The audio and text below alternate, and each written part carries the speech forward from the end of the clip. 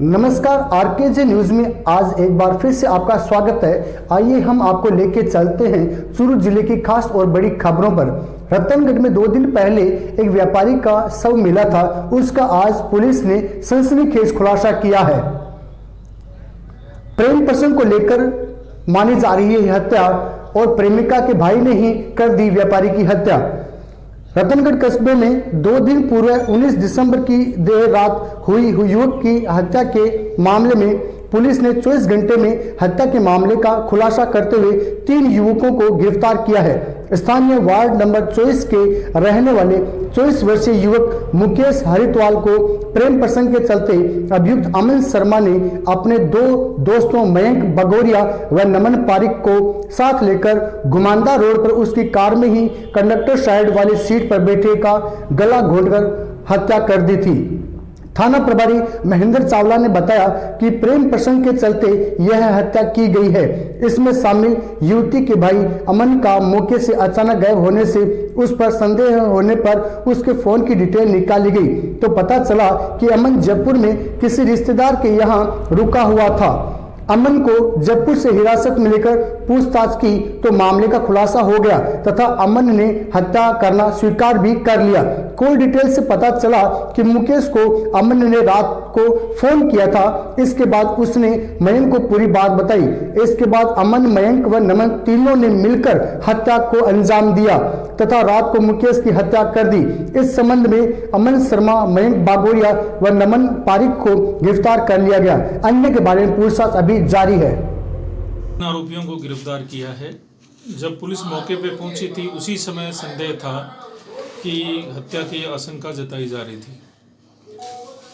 अमन पे शक इसलिए हुआ कि अमन वहां भीड़ में मौजूद था और अचानक उसका गायब हो जाना शक के दायरे में आ रहा था।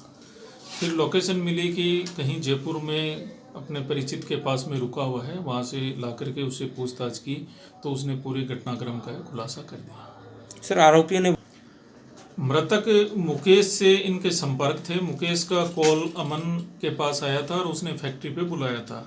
कॉल आने के बाद इसने मयंक से संपर्क किया, उसको सारा घटनाक्रम बताया तो इन्होंने प्लानिंग की और नमन गाड़ी के साथ में घटनास्थल से थोड़ी दूरी पर खड़ा था और प्री प्लानिंग करके इन्होंने इस वारदात को अंजाम दिए। सर, कारण क्या रहा है? किसी युवती से प्रेम प्रसंग के चलते इन्होंने मुकेश की हत्या की। सर, कितने आरोपी? 3 ही? अभी तक अनुसंधान में 3 आरोपी हैं और गहनता से तफ्तीश की जा रही। तहसील मुख्यालय पर विधायक नरेंद्र बुडानिया कृषि कानून के खिलाफ उतरे मैदान में। विधायक नरेंद्र बुडानिया कृषि विरोधी कानून को लेकर उतरे मैदान में। तारानगर क्षेत्र के किसानों ने मोदी सरकार द्वारा पारित किसान विरोधी कृषि कानून के खिलाफ व किसान आंदोलन के समर्थन में किसान नेता व तारानगर विधायक नरेंद्र बुडानिया के नेतृत्व में तहसील कार्यालय के आगे 1 दिवसीय धरना देकर प्रदर्शन किया। उपस्थित लोगों ने केंद्र सरकार के खिलाफ जमकर नारेबाजी की तथा विरोध प्रदर्शन भी किया। विधायक बुडानिया ने कहा कि केंद्र सरकार तानाशाही राज करना चाहती है। इसके राज में जनता पूरी तरह से दुखी हो चुकी है। आंदोलन के दौरान कितने ही किसान अपनी जान गंवा चुके हैं, लेकिन ये तानाशाही सरकार बिल्कुल भी ध्यान नहीं दे रही है।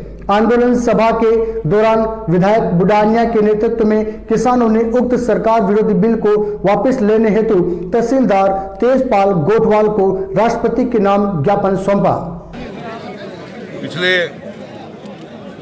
27 दिन से हिंदुस्तान के किसान इस कड़ाके की सर्दी में सड़कों पे हैं। देश के सारे किसान संगठन एकजुट होकर के अपनी परेशानियां, जो 3 बिल आए हैं कृषि के, उनके विरोध में वो डटे हुए हैं। सीमाओं पर बहुत शांतिपूर्ण ढंग से सरकार जो है उनके खिलाफ दमनकारी नीति अपना रही है। एक सोचे समझे चाल से कभी उनको गुंडा बता रही है, कभी उनको किसी प्रकार की उपमा दे रही है। आज किसान के बारे में कोई इस प्रकार की बात करता है तो मैं समझता हूँ इससे बुरा इंसान कोई हो नहीं सकता। आज किसान जो है, देश का किसान बहुत परेशानी में है। देश का किसान लड़ाई लड़ रहा है, अपने हकों की लड़ाई लड़ रहा है, अपने आने वाले पीढ़ियों के लिए। यदि ये कानून लागू हो गए तो हमारे देश का किसान बर्बाद हो जाएगा और हमारे देश के 15 लोग जो धनाढ्य लोग हैं वो इस देश के ऊपर राज करेंगे। सारे किसान को वो अपना बंधक बना लेंगे और इसी प्रकार से वो काम करने वाले हैं। मैं आज इस मौके के ऊपर माननीय अशोक गहलोत जी को धन्यवाद देना चाहता हूं कि जब ये कानून आए तो उन्होंने विरोध किया जबरदस्त, और फिर विधानसभा बुला करके और इन तीनों बिलों को खारिज किया। मैं धन्यवाद देता हूं कि उन्हें राजस्थान के हिंदुस्तानी किसानों की बात को सुनी। हमारे आज तारानगर के अंदर हम लोग सब इकट्ठे हुए। हमारे तारानगर के लोग इस बात के लिए इकट्ठे हुए हैं कि हम सब लोग उन किसानों के साथ में हैं जो सर्दी के अंदर, जो इस कड़ाके की सर्दी के अंदर आप वहाँ डटे हुए हैं, अपनी लड़ाई लड़ रहे हैं, संघर्ष कर रहे हैं हमारे लिए। आज कितने किसान शहीद हो गए, कोई बात करने वाला ही नहीं। ये तो पहला मौका है कि इतनी तानाशाही सरकार आई है देश के अंदर, जो इतना बड़ा आंदोलन कि आज किसान कह रहे हैं कि आप, मोदी जी कह रहे हैं कि हम आपके हित में कर रहे हैं, किसान कह रहे हैं हमारे को हित ऐसा नहीं चाहिए, ये जबरदस्ती दे रहे हैं। ये हित नहीं है, ये किसान का गला काटने का काम है, किसान को बंधक बनाने का काम है, किसान को बर्बाद करने का काम है। बड़े लोग हम पे हावी हो जाएंगे, धनाढ्य हो जाएंगे, बड़े लोग हमारा सारा अनाज खरीद लेंगे, कालाबाजारी करेंगे, मन मर्जी में वो बेचेंगे। ये उनका षड्यंत्र है। मैं समझता हूँ हमारा किसान बहुत जागरूक है, वो कभी ऐसा नहीं होने देगा। ये तीनों कानून रद्द करने पड़ेंगे। हाल ही में निर्वाचित जिला प्रमुख वंदना आर्य का किया गया सम्मान। भारतीय जनता पार्टी सुजानगढ़ के एक प्रतिनिधि मंडल भारतीय जनता युवा मोर्चा सुजानगढ़ के पूर्व अध्यक्ष नरेंद्र गुर्जर के नेतृत्व में चूरू जिला परिषद कार्यालय में पहुंचकर जिला प्रमुख वंदना जी आर्य व उप जिला प्रमुख महेंद्र जी न्योल ने उनका स्वागत किया। वंदना जी आर्य को चुनरी उठाकर स्वागत किया। उप जिला प्रमुख महेंद्र न्योल जी को गुलदस्ता भेंट कर स्वागत किया।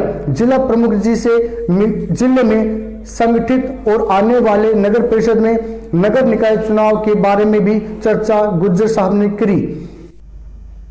56 दिन से धरने पर बैठी आशाओं के बीच आशा की किरण बनकर पहुंची विधायक कृष्णा पूनिया और साथ में मौजूद रही सभापति भी। चूरू जिला मुख्यालय पर पिछले 56 दिन से आशा सहयोगिनी का अनिश्चितकालीन धरना कलेक्ट्रेट के सामने चल रहा है। आज सादुलपुर विधायक कृष्णा पूनिया ने कलेक्ट्रेट के सामने धरना स्थल पर पहुंचकर आशा सहयोगिनी से उनकी समस्याओं के बारे में चर्चा की। आशा सहयोगिनी कार्यकर्ताओं ने उनसे कहा कि उन्हें 2004 से 2700 रुपए मानदेय मिल रहा है, इससे उनका घर चलाना मुश्किल हो रहा है। बच्चों का पालन पोषण भी इतने से पैसे में नहीं कर पा रही हैं और पिछले 56 दिन से अनिश्चितकालीन धरने पर बैठे हैं, लेकिन उनकी कोई सुनवाई नहीं हो पा रही है। इस पर सादुलपुर विधायक कृष्णा पूनिया ने कहा कि वह उनकी समस्याओं का समाधान करवाने का प्रयास करेंगी। विधायक कृष्णा पूनिया ने कहा कि वह आशा सहयोगिनियों की समस्याओं के बारे में मुख्यमंत्री से चर्चा भी करेंगी और उनकी समस्याओं का समाधान करवाने का पूरा किया है। 56 दिन हो गया। कृष्णा जी का एक आपकी बात में मुख्यमंत्री जी को जरूर पहुंचाऊंगी और आपकी मदद करूंगी। आश्वासन है? कोई नहीं आया, आज पहला ही है, पहला ही है। आ रहा है आपको? मन तो कुछ भी नहीं लग रहा है, उनका कहने पर विश्वास भी नहीं है। उनका कहने पर विश्वास भी नहीं है। लिखित में कहीं दिया नहीं है। अब तो किसान ना क्यों धरना चल रहा, इन समर्थन के लिए आया तो भगत्यान मैंने क्या। किसान कानून को लेकर आज जिले भर में प्रदर्शन हुए।